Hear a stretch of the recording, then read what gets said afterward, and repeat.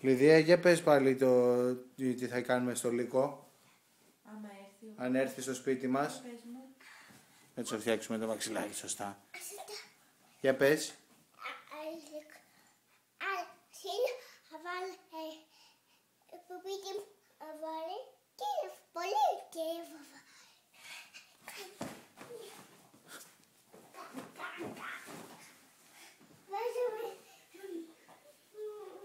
Και πες και τώρα, τι ρώτησες πριν το Λύκο, για πες, τι ρώτησες, τι του είπες,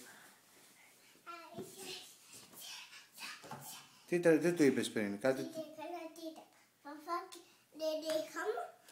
Εσύ το έκανες κατά λάθος όμως, Ναι, αγάπη μου, λάθος, όλοι κάνουμε λάθος.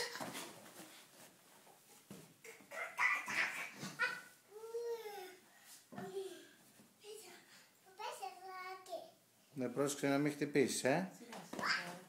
Γιατί είναι περίεργη όλη. Λιδία μου, έχεις πάθει αμόκ. Ναι, αμόκ, μαμά. Αμόκ. Για πες, αμόκ. Για πες, Λιδία, έχω αμόκ. Για πες.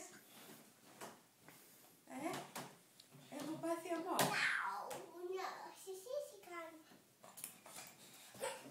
Έχω πάθει αμόκ. Φτάνει τώρα να βάλουμε την πιζάμα μας και να πάμε να ξαπλώσουμε αφού. Να μιλάμε όπως στη Θεσσαλονίκη, αγάπη μου. Ακόμα μία, ναι, για Νέβα. Όχι, είπαμε θα κάνουμε χωρίς την πιπίλα. Άμα τη βάλεις δεν θα κάνεις, θα σταματήσω. Γιατί μπορεί να χτυπήσει, γι' αυτό καταλαβες. Κάνει και μετά πάρτιν.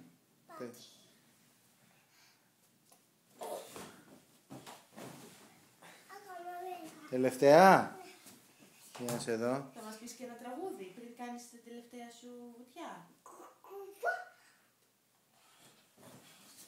Τι, αυτό ήταν και τραγούδι. Δεν πες ένα καλό τραγούδι πιο πολύ. Κι άλλο, κι άλλο. Πρόσεξε. Έλα. Θα πεις τον γάιδαρο. Για πες τον γάιδαρο. Με μεγάλα αυτιά. Φτάνει τώρα. Τελειώσαμε. Φτάνει αυτά. Τελευταία όμως, εντάξει. Άντε, κάνε μια σωστή ντε. Σωστή, σήκω εδώ, έτσι γράμμα. Φτάνει. Τελευταία σου λέω όμως τώρα. Τελευταία.